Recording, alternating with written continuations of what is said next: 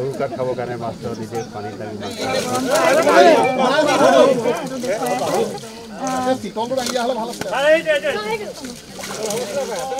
মাজতে সোমাই দি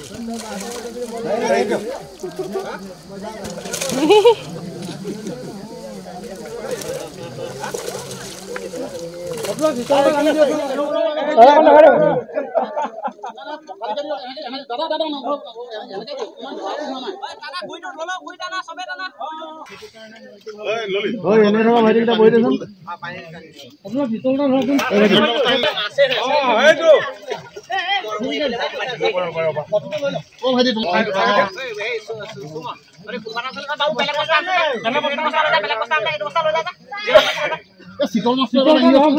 বেগৰ ভিতৰত শীতল এটা আছে এইটো উলিয়াই দিয়ক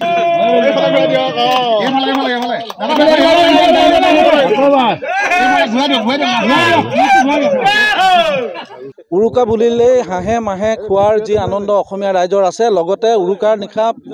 মাছ খোৱাৰ আনন্দ সকলোৱে লয় আৰু মেজি তলত মাছ খাবলৈ সকলোৱে হেঁপাহ কৰে পিছ পৰি থকা নাই বোকাখাটৰ বিধায়ক তথা কৃষিমন্ত্ৰী অতুল বৰা আৰু এই মুহূৰ্তত আমি তেখেতৰ লগত আছোঁ গতিকে তেখেতে ইতিমধ্যে পুখুৰীৰ পৰা তেওঁ মাছ ধৰি ইতিমধ্যে পাৰলৈ উঠিছে আমি তেখেতৰ সৈতে কথা পাতিম মই ভিডিঅ' জাৰ্নেলিষ্ট অমৰক ওচৰ চাপি আহিবলৈ অনুৰোধ কৰিছোঁ বহুত মাছ ধৰিলে বস্তাই বস্তাই মাছ ধৰা 4 বস্তা মাছ ধৰা হ'ল বৰ ভাল লাগিলে বহুত ভাল লাগিছে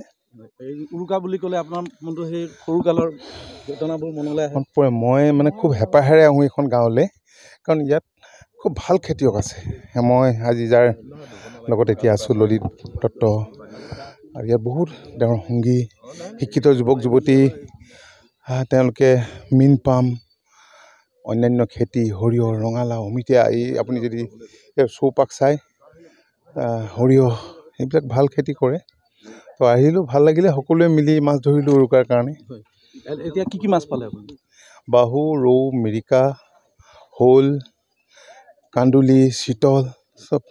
সকলো প্ৰকাৰৰ মাছে ইয়াত আছে আৰু ললিত দত্তই 22 বিঘা মাটিত এই পুখুৰী কৰিছে খুব ভাল লাগিছে আৰু তেখেত বাহিৰৰ এগৰাকী আদৰ্শ কৃষক হিচাপে বাহিৰলৈ গৈছে হয় হয় তেওঁৰ আদৰ্শ আনৰ কাৰণে অনুকৰণীয় ভোগালী বিহুৰ শুভেচ্ছাতে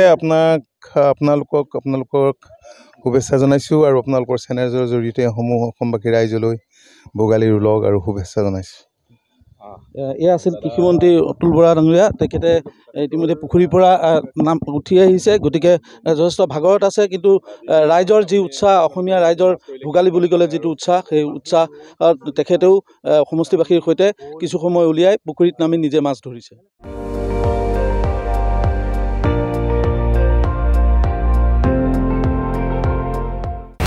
আপুনি চাই আছে ND24 সৰ্বশ্ৰেষ্ঠ নহয় সৰ্বোত্তমৰ দৌৰ